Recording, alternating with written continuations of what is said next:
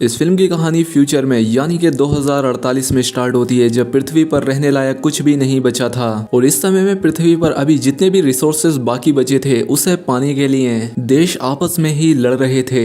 खैर अब इसके बाद हमें इस मूवी के मेन कैरेक्टर रिक और उसकी फैमिली को दिखाया जाता है, जिनको एक बहुत ही आलीशान बंगले में लाया जाता है। अब यहाँ पर आकर रिक और उसकी फैमिली बहुत खुश होती है। रिक की फैमिली में उसकी वाइफ और उसका एक बेटा था। साथ ही यहाँ पर रिक को यह भी पता लगता है कि यहाँ पर 13 और ऐसे परिवार हैं जिन्हें कि यहाँ पर रिसर्च के लिए लाया गया था, क्योंकि यहाँ पर इन्हें एक खास तरह के एक्सपेरिमेंट के लिए लाया गया था और ऐसा करने के लिए यहाँ पर पूरी साइंटिस्ट की टीम मौजूद थी। अगली सुबह हमें इस प्रोजेक्ट के प्रोफेसर हेड मार्टिन को दिखाया जाता है, जो कि बताते हैं कि आने वाले 10 सालों में पृथ्वी से सब कुछ खत्म हो जाएगा, यहाँ पर कुछ भी नहीं बचेगा और उस वक्त इंसान जमीन पर नहीं रह सकेंगे और इंसानियत को जिंदा रखने के लिए हमारे पास सिर्फ एक रास्ता है और वो है टाइटन, जो कि जमीन के बाद इंसानों का दूसरा ठिकाना होगा, जो कि एक बहुत ही बड़ा चांद है। लेकिन फिलहाल इस वक्त तो इंसानों के लिए वहां पर रहना मुमकिन नहीं है, क्योंकि उस प्लेनेट पर मीथेन गैस की बारिश होती है और हवा में नाइट्रोजन मौजूद है। वहां पर सर्दी बहुत ज्यादा है, टेम्परेचर माइनस में रहता है और अगर हम चाहते हैं कि इंसान वहां पर रहें तो हमें उस जगह के हिसाब से इंसानों के शरीर में कुछ बदलाव करने होंगे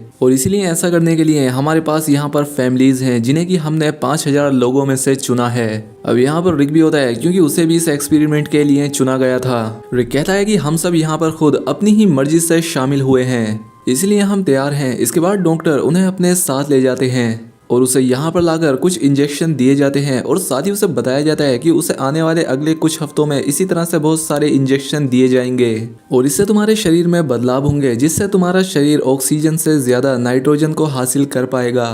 खैर अब रिक के घर में उसकी वाइफ एक पार्टी करती है जिसमें वो बहुत ज्यादा शराब पी लेती है, जिससे उसकी तबीयत खराब हो जाती है और इसीलिए जब रिक अपनी वाइफ को उठाकर रूम में लेकर जा रहा होता है तो उसकी वाइफ पाती है कि रिक को तो बहुत तेज बुखार है। खैर अब कुछ दिनों के बाद जितनी भी फैमिलीज थी उन सभी को एक्सपेरिमेंट के लिए एक पूल के पास लाया जाता है और ये देखा जाता है कि कौन कितनी देर तक पानी के अंदर बिना सांस लिए रह पाता है।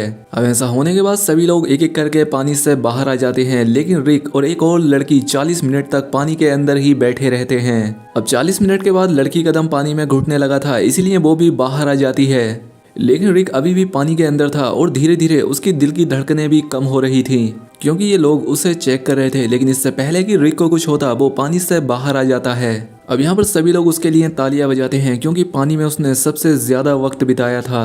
और अब इसके कुछ दिनों के बाद हमें दिखाया जाता है कि रिक को एक सर्जरी के लिए लाया जाता है और जिस दिन उसकी सर्जरी की गई थी वो उस रात को अपने बेड पर अपनी बीबी के साथ नहीं था। उसकी वाइफ जब उसे चेक करने के लिए जाती है तो वो पाती है कि रिक किचन में बैठा हुआ अपने ऊपर बर्फ लगा रहा था, क्योंकि उसे बहुत ज्यादा गर्मी लग रही थी। जिसके बाद एबी उसे और भी ज्यादा बर्फ लाकर देती है। रिक एबी से कहता है कि मुझे बिल्कुल भी ठंड का एहसास नहीं हो रहा। दरअसल जिन लोगों को भी टाइटन पर भेजने के लिए तैयार किया जा रहा था, रिक पर भी एकदम बिल्कुल वैसा ही असर हो रहा था, क्योंकि टाइटन ग्रह पर बहुत ज्यादा ठंड होती है और उस ग्रह के लिए ऐसी ही बॉडी की जरूरत थी जिसे बिल्कुल भी ठंड का एहसास ना हो। लेकिन अभी भी इन लोगों का सबसे बड़ा सामना मीथेन और नाइट्रोजन गैस से था।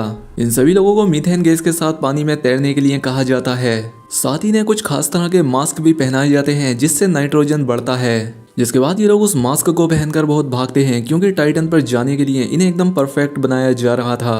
अब इसी तरह से बहुत दिन बीत जाते हैं और अब एक दिन जब रिक बाथरूम में होता है तो वो पाता है कि उसे हेयर फॉल हो रहा है, उसके बाल झड़ रहे थे। यहाँ पर एक और लड़का होता है, उसके साथ भी सेम यही प्रॉब्लम हो रही थी। अब ये लोग भी समझ जाते हैं कि इनके साथ ये सब जो हो रहा है वो सब दवाइयों और उन एक्सपेरिमेंट्स का नतीजा है, जो कि इन्हें टाइटन पर भेजने के लिए इन पर किए जा रहे थे।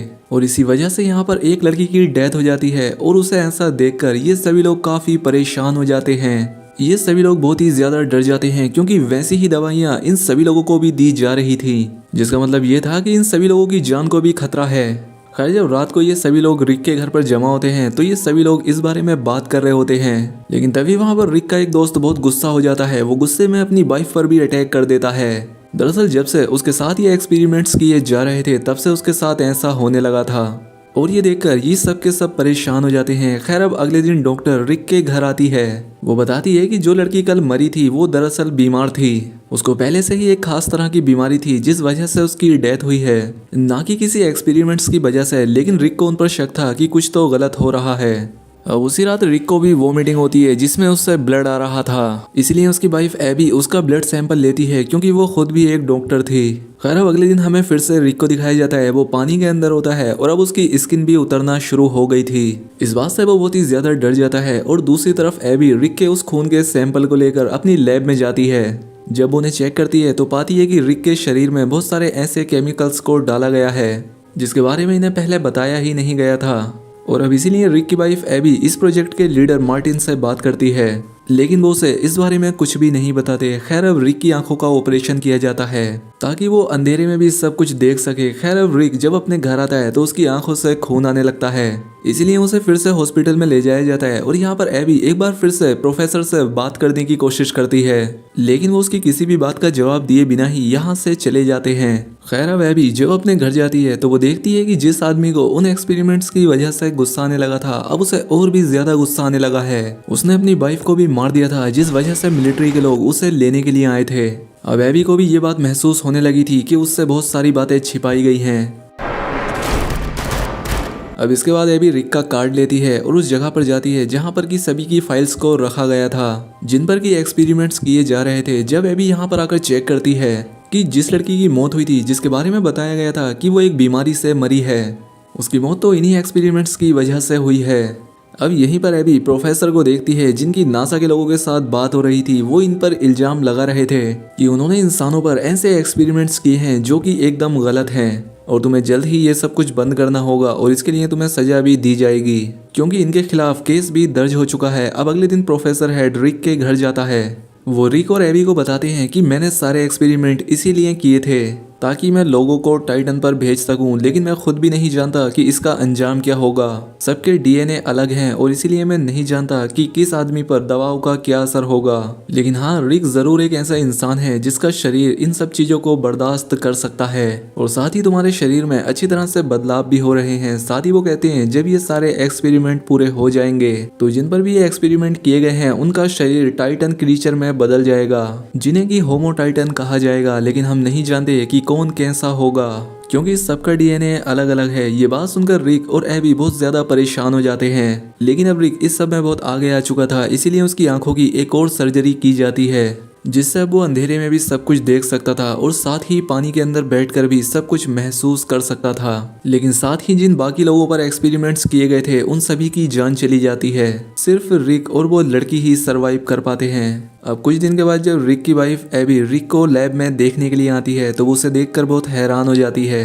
क्योंकि अब रिक पूरी तरह से बदल गया था। उसके सर पर कोई भी बाल नहीं था और ना ही उसके कान थे। जब रिक अपनी वाइफ और अपने बेटे को देखता है तो वो उन्हें पहचान लेता है, लेकिन अब वो उनसे बात नहीं कर सकता था क्योंकि जब उसके शरीर में बदलाव हुए थे तो अब इसीलिए वो बहुत ही लो फ्रीक्वेंसी यानी कि बहुत कम आवाज में बोल सकता था, जो आवाज आम इंसान नहीं सुन सकते थे। खैर अब इसके बाद रिक को घर भेज दिया जाता है। अब रात में रिक के पास उसकी वही दोस्त आती है जिसके हाथ पर खून लगा हुआ था क्योंकि उसने गुस्से में आकर अपने हस्बैंड को मार दिया था। जब मिलिट्री को ये बात पता चलती है तो वो रिक और उसकी दोस्त को लेने के लिए आ जाते हैं क्योंकि अब ये लोगों के लिए खतरा थे, इसीलिए मिलिट्री रिक की दोस्त को मार देती है। लेकिन रिक अब काफी ताकतवर बन चुका था, इसीलिए वो इन सभी लोगों को मार देता है और यहाँ से भाग जाता है।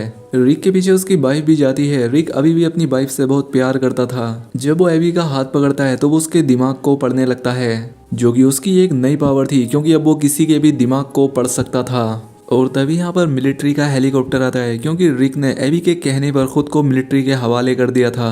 उसे दोबारा से लैब में लाया जाता है जहाँ पर प्रोफेसर एबी से कहता है कि तुम्हें रिक को एक इंजेक्शन लगाना होगा जिसे लगाते ही रिक अपनी पुरानी जिंदगी के बारे में भूल जाएगा और रिक के लिए यही अच्छा होगा क्योंकि अब हम रिक को टाइटन पर भेजने वाले हैं। और अब इसीलिए एबी ना चाहते हुए भी रिक के पास जाकर उसे वो इंजेक्शन लगा देती है। हालांकि रिक उसे मना कर रहा था क्योंकि वो अपनी पुरानी यादों को भूलना नहीं चाहता था। अब एबी ऐसा करते ही अपनी दोस्त को लेकर वहां से अपने बेटे के पास चली जाती है। अब इनके जाने के बाद रिक वहां पर सभी सोल्जर्स पर अटैक कर देता है और वो उन्हें मारकर वापस अपने घर आ जाता है क्योंकि दरअसल एबी ने उसके शरीर में इंजेक्शन को लगाया ही नहीं था ताकि उसको टाइटन पर ना भेजा जाए, इसलिए वो वापस अपने घर आता है। तो वो अपनी वाइफ और अपने बेटे से मिलकर बहुत खुश होता है। लेकिन तभी यहाँ पर बहुत सारे मिलिट्री के लोग आ जाते हैं और उनके साथ प्रोफेसर भी थे। वो कहते हैं कि रिक को हमारे साथ जाना ही होगा क्योंकि हम उसे टाइटन पर भेजना चाहते हैं क्योंकि अब ये कभी भी इंसान नहीं बन सकता और ना ही अब ये जमीन पर रह सकता है और अगर अब तुम इसे जिंदा देखना ही चाहती हो तो इसे टाइटन पर जाना ही होगा।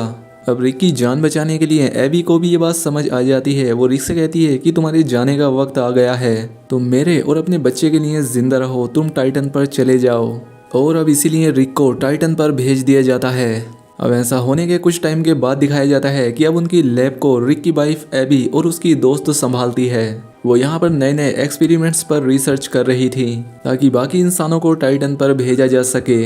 अब एक दिन एबी का बेटा बाहर खेल रहा होता है तो वो अपनी माँ को बुलाकर कहता है कि देखो ना मोम, आसमान कितना साफ है, कितना अच्छा मौसम है। तभी हम दूर टाइटन को देखते हैं जहाँ पर कि रिक अकेला होता है। वो यहाँ पर अकेला खड़ा होता है और फिर वो एक झील की तरफ जंप लगाता है और उड़ने लगता है। यानी कि अब वो इस दुनिया में रहने के लिए पूरी तरह से परफेक्ट बन चुका था। उसे यहाँ का माहौल पसंद आने लगा था, उसे यहाँ सब कुछ अच्छा लग रहा था। वो अब यहाँ पर बाकी के इंसानों के आने का इंतजार करता है। और अब इसी के साथ ये फिल्म यहाँ पर खत्म हो जाती है। तो दोस्तों उम्मीद करता हूँ कि आपको वीडियो पसंद आई होगी। अगर वीडियो अच्छी लगी हो तो वीडियो को लाइक और कॉमेंट करके जरूर बताएं। साथ ही चैनल पर पहली बार आए तो चैनल को सब्सक्राइब भी कर लें। मिलते हैं हमारी अगली वीडियो में।